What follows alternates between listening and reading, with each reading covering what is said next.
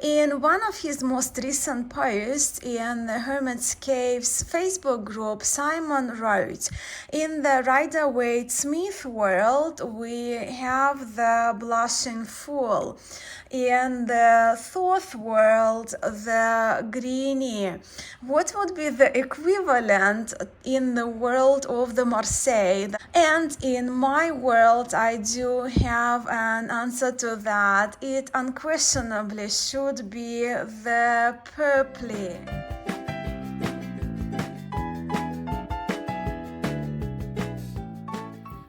Everybody, Mascha here, and I'm sitting down to film this video today to share with you my very top tarot decks in the main tarot traditions. This video is my video response to Simon at the Hermit's Cave, who came up with this wonderful hashtag top 3 of 3, referring to top 3 tarot decks in each of the 3 main tarot traditions.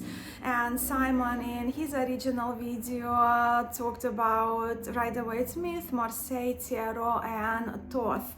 I, on the other hand, will be adapting Simon's hashtag and will be adding the 4th category to my video response, the Italian decks. And I've decided to go with 4 decks for each tradition, just makes a nice number, 4 and 4, and I'm turning 44 next month, so why not? I thought I will indulge myself, and for this kind of longish video, I think it's going to be to share with you really the decks that I have with me right now in a temporary home. Which brings me to my case, right? So with this video, it's exactly the case of if I could only keep a certain amount of decks, if I could only take certain amount of decks on a deserted island to save from the fire, which 16 decks would I save? So yeah, my situation at the moment is as close as it gets, because I only had half of the 50-liter box of the decks that I brought with me for the next 2 months, and like again, our temporary stay here will be extended. So the situation is that at the end of May, my husband and I relocated to Queensland, and it will be longer than we expected. That we will be in a temporary accommodation, and our containers, our furniture, and my main tarot library will be in storage for quite a while. So yeah, it's very fitting for me to sit down to do this tag by Simon, and it's kind of very relevant, the subject, to me, but also it's very telling that most of the decks that I would keep, I actually did bring with me. As for the order of the categories here, we will go chronologically from the first tarot tradition I discovered, which was RWS, to the latest tarot lineage that I'm studying in, which is the Thoth tarot, with the Marseille tarot and Italian tarot traditions in between. Now to my top 4 RWS decks. So with the Rider-Waite-Smith tradition, I'm not going to hold you in anticipation, and we'll begin with my number 1. If I only was allowed to keep one RWS deck, this would be it. Over 50-year-old edition of the blue box Blushing Fool. This one is printed in association with Waddington, Playing Card & Co., Rider & Co., 3 Fitzroy Square, just the reference for the box. And this tarot is superb, and I know everybody who loves RWS and owns this deck, if it's not their number 1, although in Simon's video, Simon also ranked this one as his top RWS but everyone loves this tarot. But then what not to love? We have this battery card stock. The tactile experience with this tarot is incredible. How the cards shuffle, how soft they feel, how they glide against each other. But then we also have the most perfect saturation of the yellows and the light blues in this tarot. The artwork, the line work is very sharp and perhaps the best I have personally seen. And of course, the absence of the copyright is a great feature of this tarot. So that's the front plaid backs this tarot has. I was very fortunate with the help of my friend to have gotten this tarot, have purchased this tarot very affordably now, quite a few years back. And yeah, as I said, that's my number one RWS. If I could only keep one, this one would be it. Yeah, it not only has a blush in full, it also have the slightly blushing high priestess. So that's my number one. When it comes to the second place goes to my first RWS, even though I don't have the version of it, but it's close enough. My first deck I ever held in my hand was the Centennial in a Tin, but this one is the miniature edition of the Centennial borderless miniature that was recently gifted to me. My Centennial in a Tin in the main containers that will be delivered once my husband and I purchase the property, find the property to purchase here. So for now, for at least 2 months, I've got this one instead, but the coloration is the same as the Centennial in a Tin. And with the Centennial edition, I absolutely love the aged vintage feel and look of the cards. I do love these colors, they're very appealing to me. And also I have great familiarity with these colors and these cards, as the Centennial was the tarot I started learning tarot from, and still remains, well, second place, right, out of all the decks, all the RWS decks that I have in my collection. Also great, although very different from the blush and full, but I love those yellows and blues. I don't like when those colors are too saturated, but I think Centennial version, Centennial edition is a great balance. So these were the traditional RWS decks featuring the original artwork by Pixie, by Pamela Coleman Smith, the tarot decks which I placed at the top first and second place. But then the third place, as we move into the third place, my third place will have to go to a tarot deck that is based on and closely follows the RWS lineage. And it was a hard choice for me between these two tarot decks, both inspired by Slavic folklore and mythology.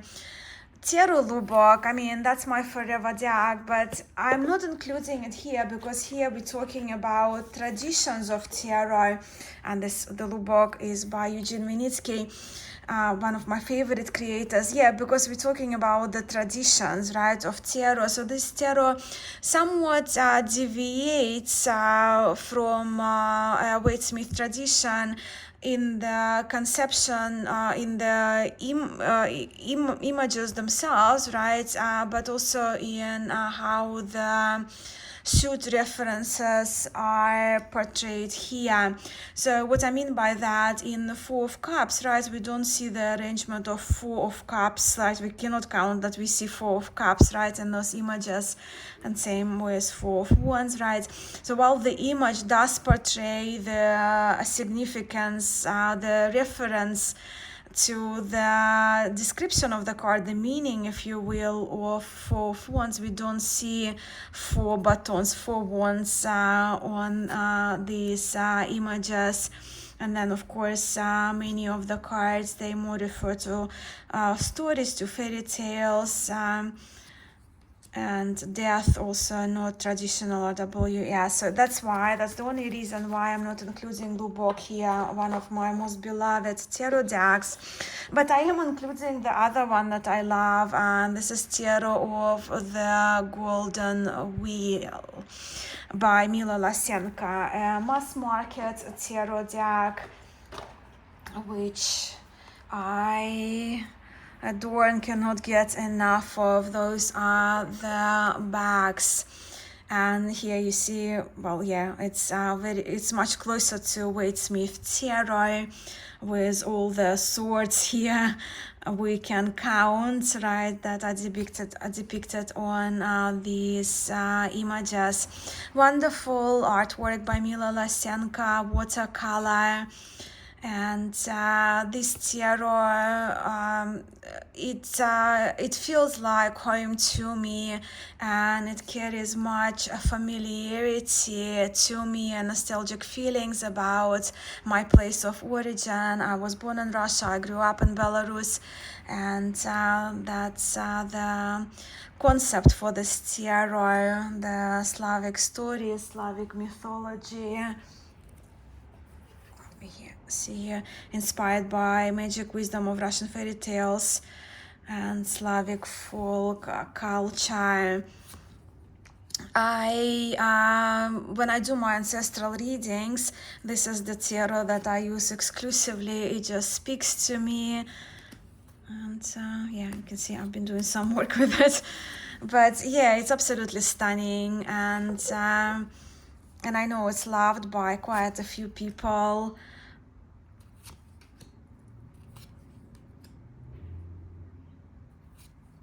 Just fantastic. And the suit of swords here is especially incredible in my view, but really so are all other three suits and all of the cards, really. Now to the fourth place in the Wade Smith tradition, another deck that is based on the tradition. And for me, I couldn't not include an absolutely adorable one. With traditional tarot decks, you know, my taste lie in historic and classic tarot decks, but I also have a very soft spot to adorable, cute decks. And for me, my number one now in this adorable Wade Smith category, if you will, and fourth for this video, in the fourth place, is the Japanese Waters Tarot, which I fell in love with at first sight. Those are the bags when I picked it up to play with in a Tokyo Tarot Cafe on my last year's trip to Japan. So yeah, in Tokyo they have a Tokyo Tarot Cafe where there are a number of decks, multitude of decks they encourage you to use, to pull the cards, to do readings. There were in fact three small groups of Japanese ladies practicing readings with each other, or perhaps they were a part of one group, but yeah, so three tables they occupied and they practiced readings with each other. But this is the tarot when I was in this Tokyo Cafe I was immediately drawn to, and of course purchased it. Tokyo Tarot Museum, which is only a 5-7 minute walk from the Tokyo Tarot Cafe, stocks an incredible amount of tarot decks, and many of them open, so they encourage you also to sit down with a nice tea that they serve you to have a look. But I mean, how can you not smile when you see those images? So very Wade Smith based, right, tradition, but with the extra quirks added, extra little adorable elements that make this tarot stand out to me in that category of the sweet and adorable illustrated decks.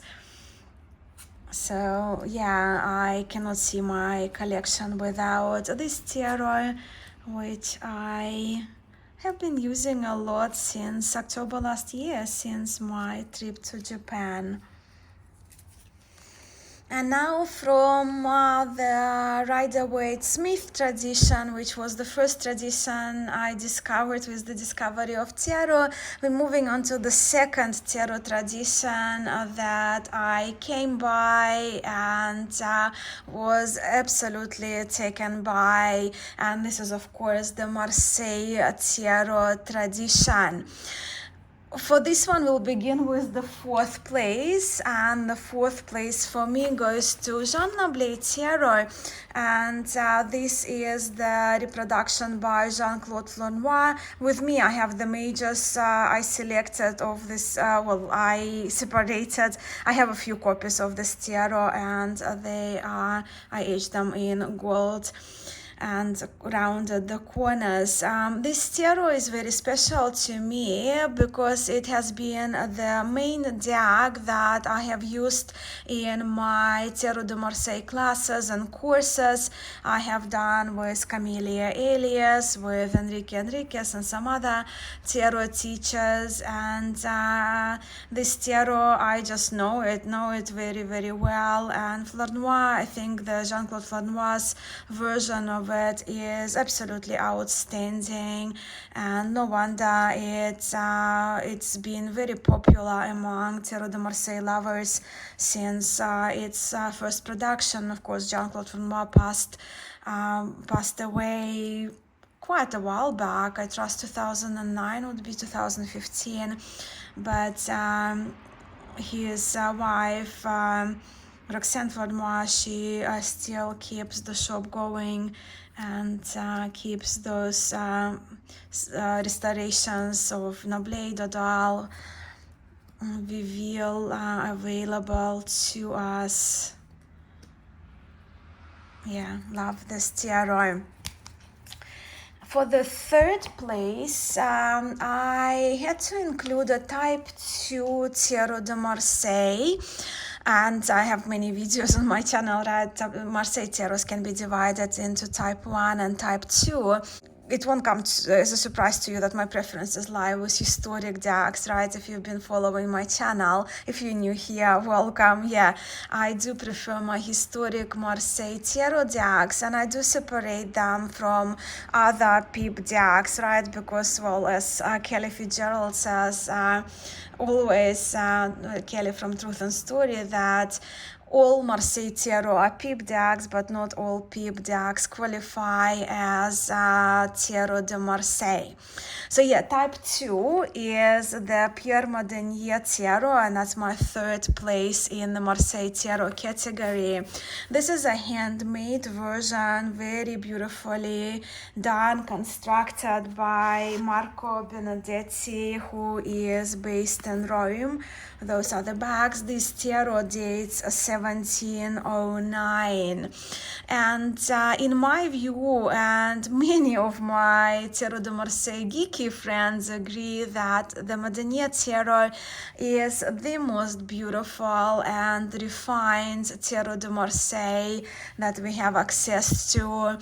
The Madenier Tarot has been most masterfully engraved, as you can see the quality of the engraving, and accurate stenciling in this tarot, but also it has been immaculately preserved, and because of that we can have such great facsimile copies that feel very authentic, that we can read with. With Marco's decks, the paper he uses, the late paper, is absolutely fantastic. Again, you get this tactile experience with these cards. And as you can see, he kept the ghosting, the ghost lines we see, and the orientation of the paper that Marco uses for Marseille Tarot. As you can see, the lines are going down, so it's a vertical orientation of the paper he uses, which contributes to the wonderful shuffling of the cards.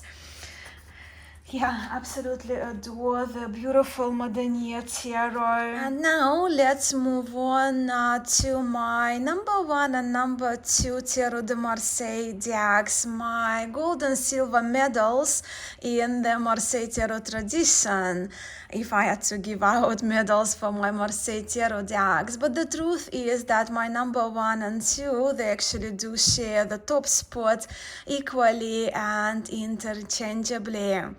In one of his most recent posts in the Hermit's Caves Facebook group, Simon wrote, "In the Rider-Waite-Smith world, we have the blushing fool. In the Thoth world, the greenie. What would be the equivalent in the world of the Marseille?" And in my world, I do have an answer to that. It unquestionably should be the purpley. It's not the official nickname. I am referring to the Philippe Vachier Tarot. I'm referring to this treasure of mine. And Philippe Vachier Tarot is now considered the earliest known surviving Tarot de Marseille, dating back to 1639, making it predating the Nablet Tarot. And it has certain qualities to it, and those qualities are the beautiful violets, purples are featured throughout this deck, and it is so because before 1701, before the 18th century, the texts were a little bit more lenient, right? And after the beginning of the 18th century, they couldn't use purples because it just was too expensive, right? Too many taxes to pay. And I'm now looking at it, Philippe Vachier, right? Purpley. I'm calling it purpley from now on. P for purple, V for violet. So again, that's how we can remember this special tarot. And this tarot was brought to us by Yves Renaud and his son, who helped in the restoration of this tarot. I'm very fortunate that Yves did reserve copy number 2 to me, and it comes with those information cards. And what's also very special about this tarot, not just the beautiful purples, golden yellows, but this is the earliest surviving that we know of, right, of the Marseille tarot, and it actually originated from the city of Marseille, where Vachier family were based. So that makes it kind of, if it's, the first known to us at the moment, right? It's a complete surviving tarot I'm talking about here. And all of the decks I'm mentioning in the Marseille Tarot tradition, I have videos on them. I have a Geeking Out on Marseille playlist, and I will link the relevant videos for you to check if you want to geek out on the decks that I'm featuring in the Marseille tradition here, because as you know, I am very passionate about it. I love researching Marseille Tarot. I love comparing those historic Marseille Tarot decks, and this one is an absolute stunner. Type 1 Marseille Tarot, and those are those traditional Maltese cross backs. And then I have my beloved Payen, Jean Payen Tarot de Marseille. I have 2 handmade versions, one by Agnès Kapler of Cartagram and one by Marco Benedetti. And this is the Majors Only extra version that Marco had made for me, which I'm very fortunate to have, and I have it with me here. So Jean Payen Tarot dates 1743, so it's 104 years younger than the Vachier Tarot than the Philippe Vachier Tarot. But the interesting thing is that in the Vachier Tarot and in Jean Payen Tarot, the same wood blocks were used in the production of these decks, just of course different stenciling, and we would have different insertion of a different engraver card maker, but the blocks are identical. Again, have a video of sharing those two side by side. But as you can see, the colors are different. The version I have from Cartagram, this version is very precious to me. Agnes, she made the customized bags for me that resemble more of the ocean in Australia, and they're all slightly different. They're done on patina, so you can see the texture. They are multi-layered, making this tarot quite thick as well. But also we have the core, we have the art paper, we have the core, we have that back. But this tarot is an absolute jewel in my tarot collection. And as you can see, where in the Vachier we saw the purples, violets, here we are with the most incredible blues. Later on as well, right? So in later decks after 1700s, we no longer see purple. Again, as I said, due to the increase in taxes that card makers had to pay. So yeah, same wood blocks, different colors, different versions I have. Let me show you a few cards from Marco's version as well, a few mages on the late handmade paper. So you see the Agnes's one there, they have more kind of aged paper look, where Marco's paper is more ivory, whiter, but I love them both.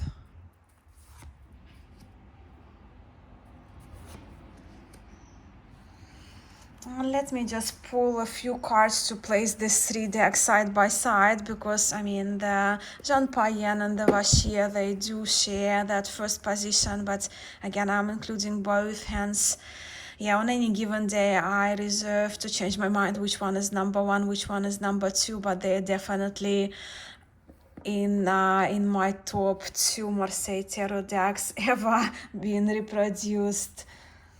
All right, let's just do the Magicians and the Hermit. So this is the Vachier.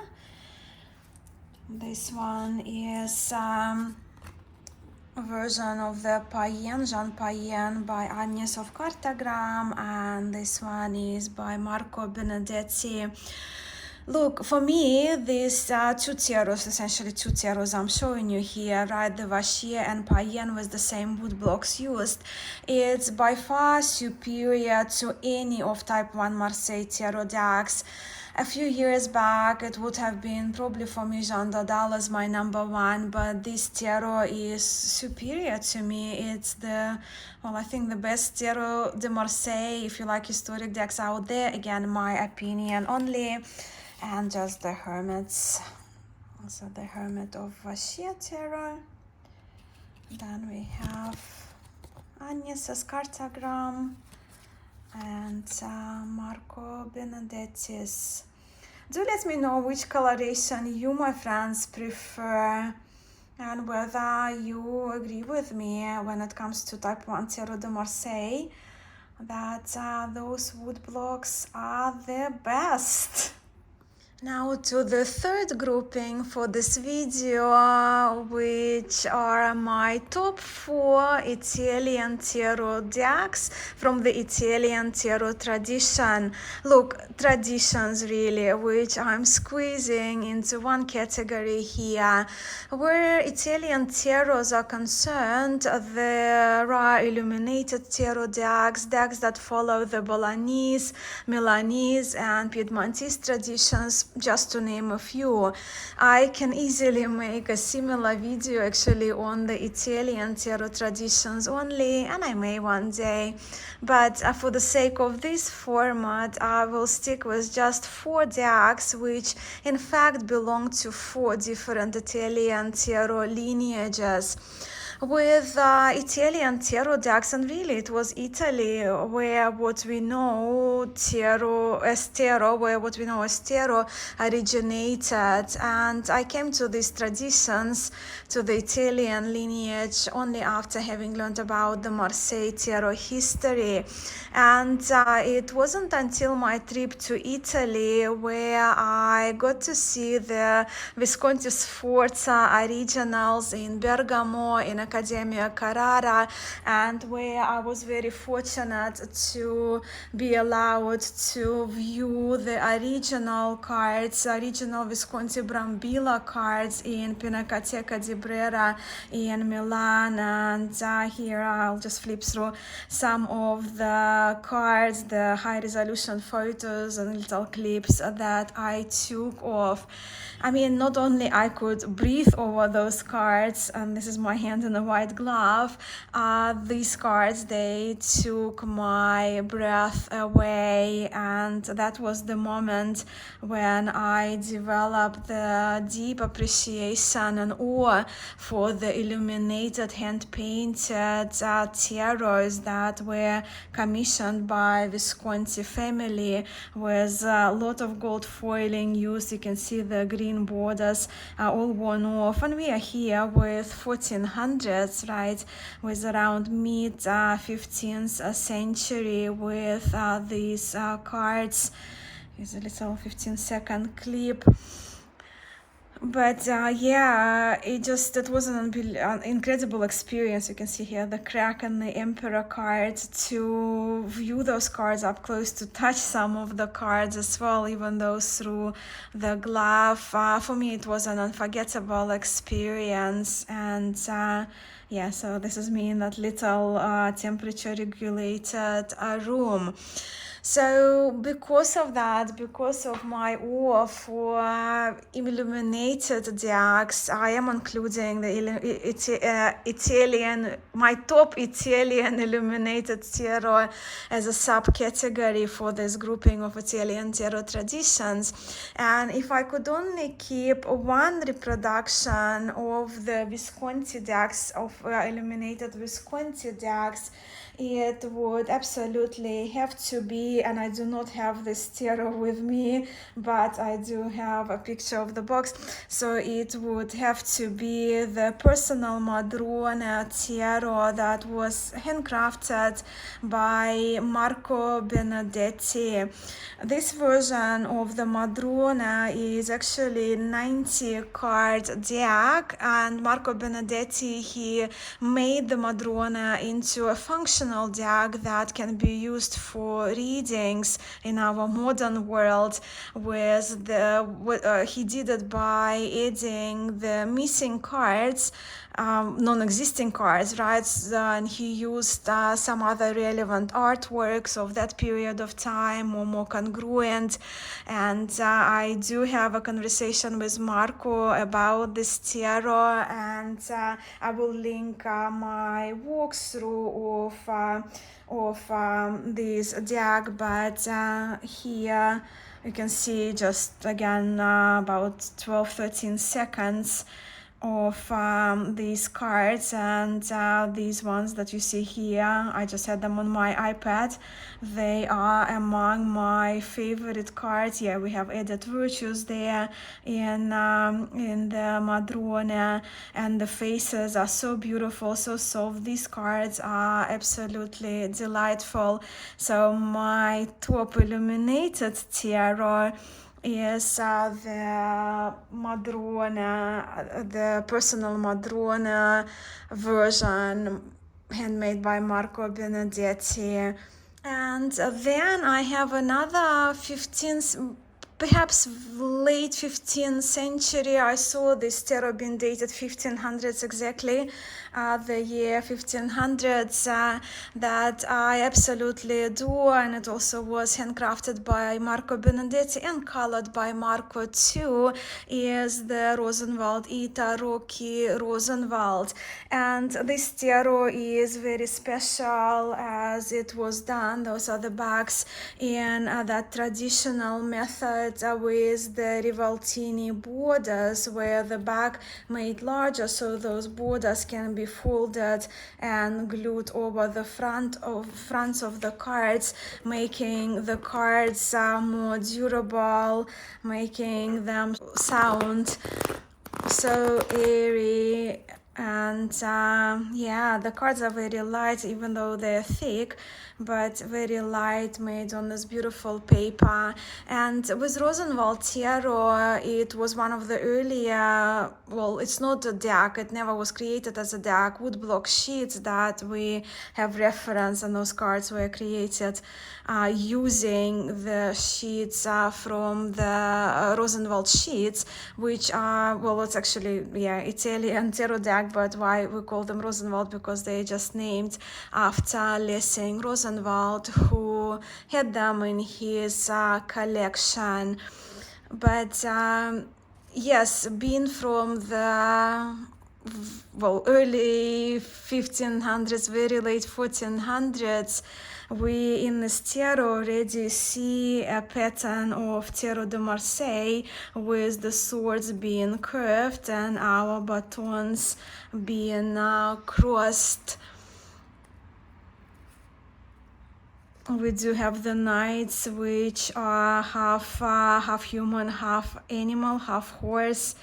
The celestial cards, they are moon, just the moon. These cards are very charming, very folky. Adore this Ace of Cups. And it's very telling that I actually have this tarot. I brought this tarot with me as my immediate necessity here to last 2+ months before the rest of my deck collection arrives. And that brings me now, especially that I mentioned, right, the Tarot de Marseille pattern of curved swords and crossed batons. That brings me to the deck of an absolute beauty, a popular historic deck which features the same pattern, Marseille pattern, what we know as Marseille pattern, but again, with Rosenwald, we can say that it was done earlier in Italy. But this deck belongs to Milanese tarot tradition, the Sopraffino tarot, and Sopraffino is one of my top 3 tarot decks from Il Meneghello, and if I had to choose one full deck from them as a favorite, this one in Milanese tradition would be it.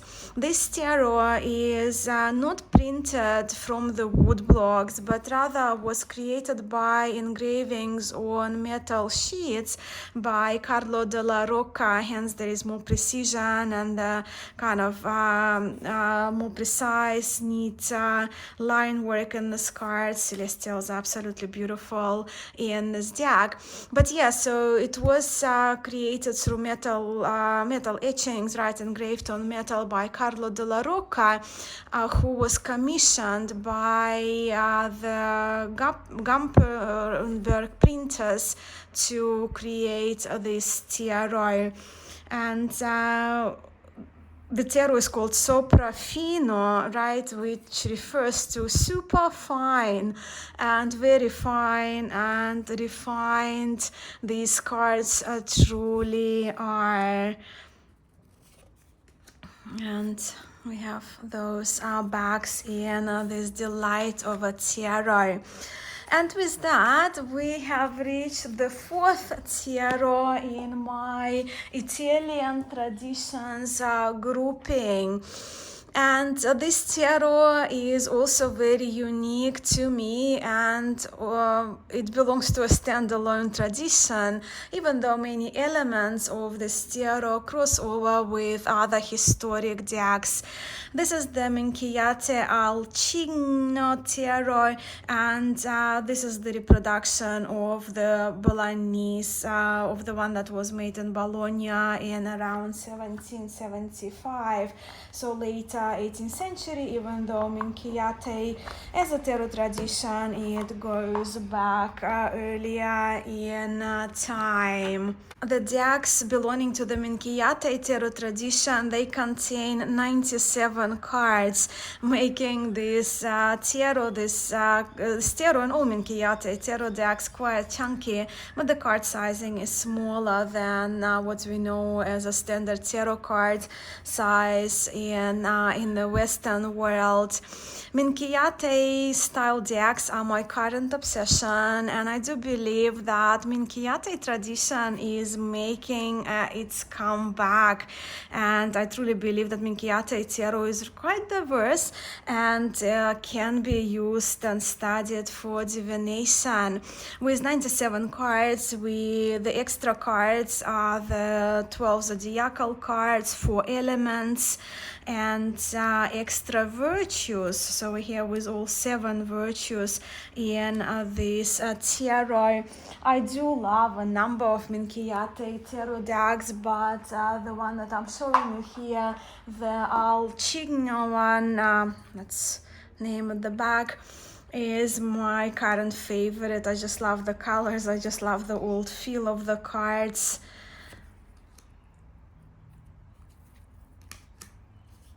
And again, we have here our swords are not curved, so both batons and swords are crossed in this tarot.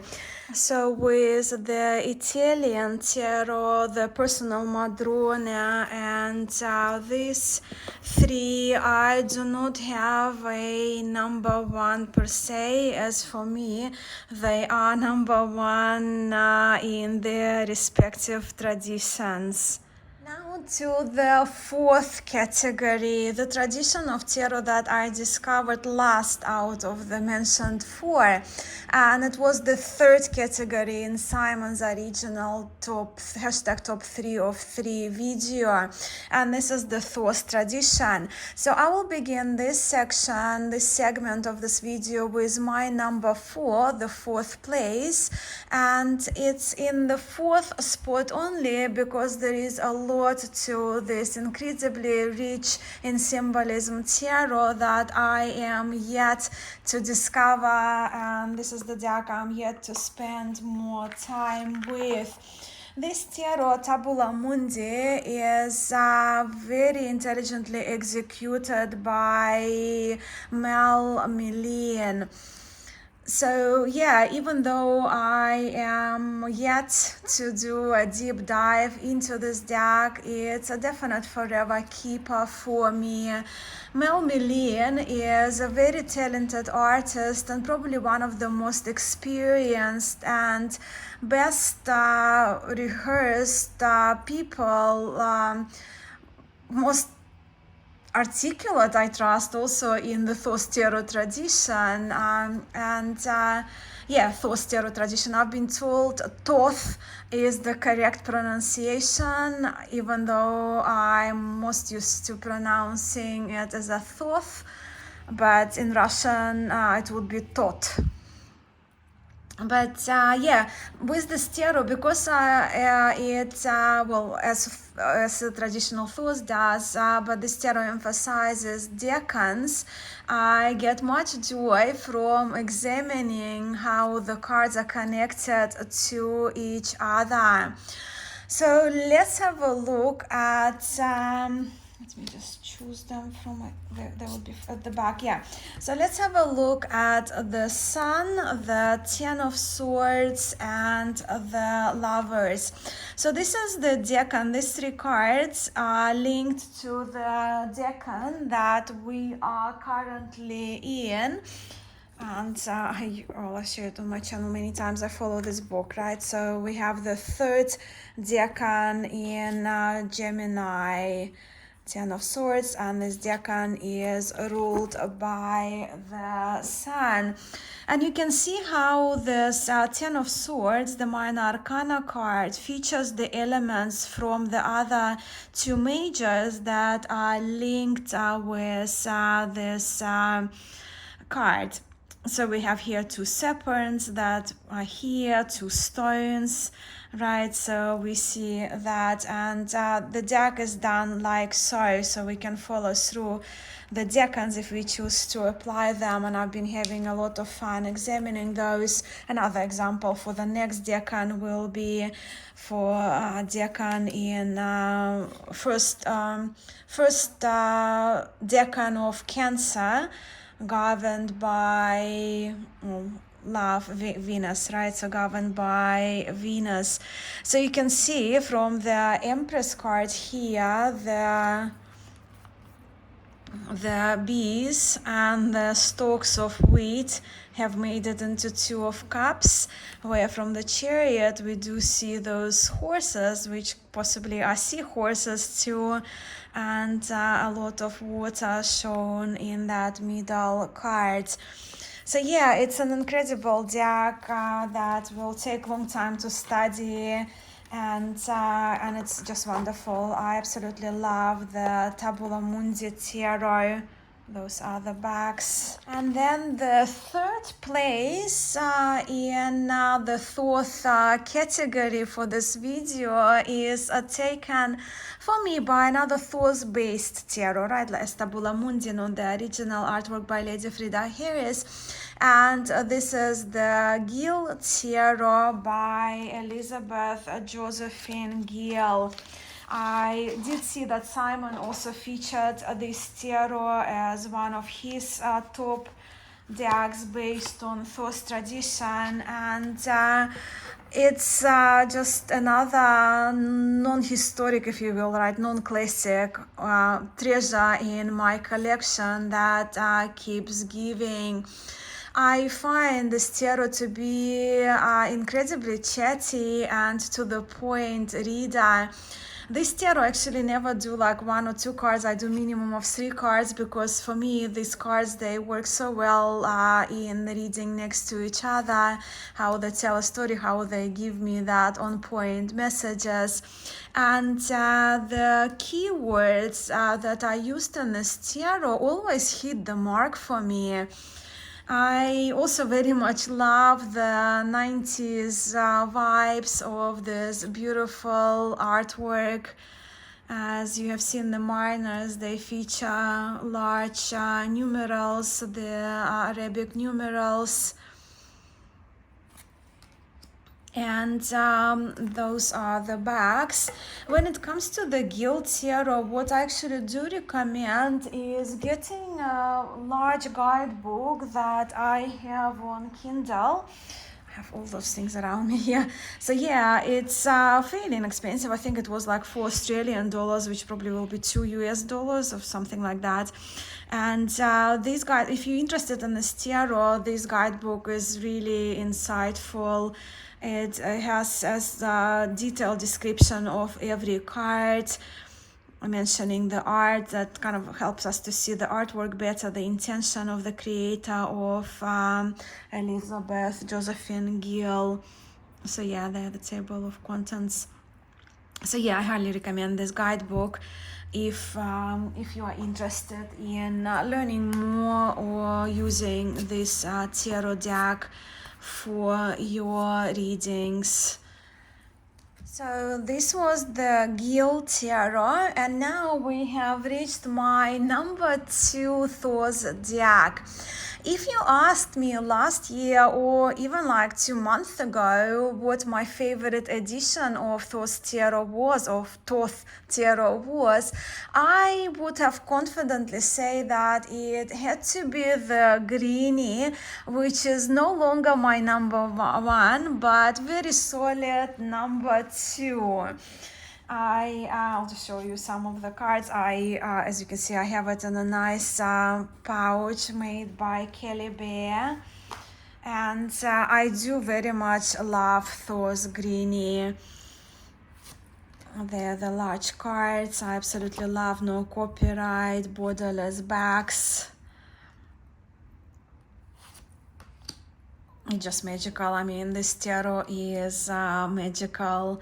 And of course, greenie, why it's lovingly called greenie, because of the green hues that were unintentionally printed. But now greenies are rare. Even though you can find greenies, still sort of like you can afford probably greenies. Most of them come at quite expensive cost. They have become that rarity collector item because of that kind of misprint of the green hues. I also have this adorable mini greenie from Anna at Alpha Lear on Make Plain cards, which I love. I actually cannot wait to get a plastic version of this little mini with nice sharpness, beautiful saturation. So you might ask, what knocked off the greenie, the beautiful greenie, from its prime first place it had taken where Thoth tarot tradition is concerned? For a long time in my tarot library, for the longest time, greenie was my #1 Thoth deck. Well, I have the Warburg exhibition in London to blame, which I vicariously lived through the eyes, videos and photos of my tarot friends and of the members of tarot community who visited the exhibit and who shared their footage, their photos. And as you know, there are no green hues on the original borders by Lady Frida Harris. And of course, you will not be shocked to hear that I personally prefer my classic tarots to be as close to their originals, to the original artwork as I can get my hands on. So yes, while I can go on about different versions, different editions of Thoth tarot available, at the moment, the editions with gray borders, gray, not green, are my favorite. They kind of, for me now, they are more favored by me than the greenie, just simply because they are closer to the original intention by the artist of Thoth tarot, Lady Frida Harris. I also, in my preferred Thoth editions, do like great sharpness to the images and the balanced amount of saturation, not blurriness and fadiness, not too much saturation, but like this is one of the examples of the tarot of the Thoth tarot that I like, and this is 2006 edition, pocket edition.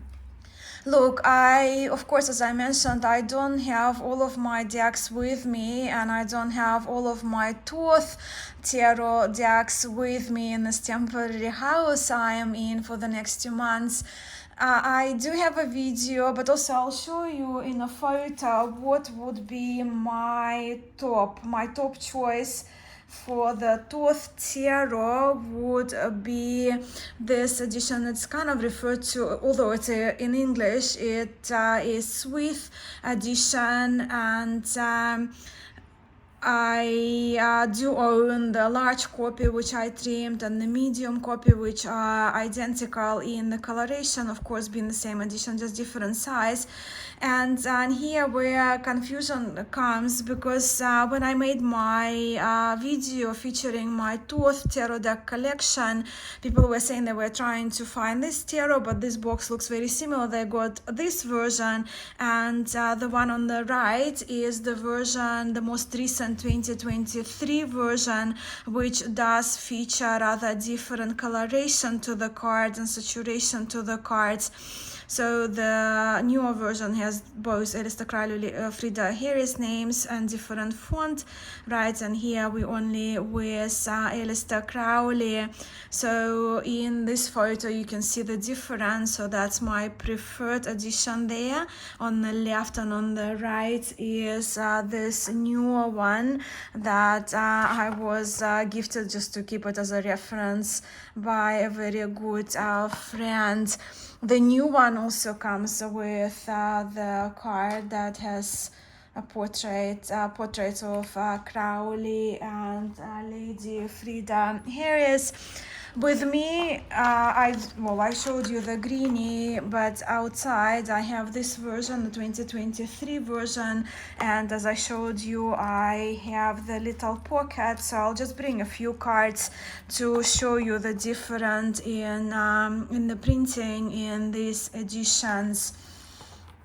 And look, one of my friends, she very strongly dislikes the newer edition, the 2023 edition of Thoth Tarot, and she is the one of the people who actually went to the Warburg exhibition, and she has a very good eye. And the backs, yeah, the new edition, I do like the backs that they don't feature the white borders, right, but more like kind of goldish. Yeah, where my other friend actually prefers the more muted version, the 2023 version, and also the absence of the copyright as in the early 2000s and late and mid 2000s we do have the A.J. Muller copyright, when the new edition doesn't have those. Yeah, and especially those of you who are watching who were fortunate to see the original artwork by Lady Frida Harris, do let me know what editions of Thoth Tarot you have seen, you have found that to you resemble the originals, the Lady Frida Harris originals, closer, or the closest that you can find. And I'm very curious to hear with those gray borders which editions you personally prefer. So you can see even the striking difference in those kind of, are they pineapple leaves, right? They are more kind of grayish in the new edition and more richer greens. So yeah, my number one Thoth Tarot is this box, yes, this edition. I hope you have enjoyed seeing my top 4 decks in each of the 4 traditions. Well, Italian decks, I went 4 decks belonging to each of their own traditions. As my video response to top 3 out of 3 tag by Simon. If you have made your video responses, please do share the links for your video for all of us to check them out, and same applies to your Instagram pages. But also, if you prefer commenting, I would be so grateful to hear about your top tarot decks in each category. If you were in my situation, if you had to leave your house for longer than you expect for the amount of 2-3 months, what would be the immediate tarot decks you think that you would bring with you? Thank you so much for spending a part of your weekend with me. I'm sending much love to you all, and I will catch you in my next video.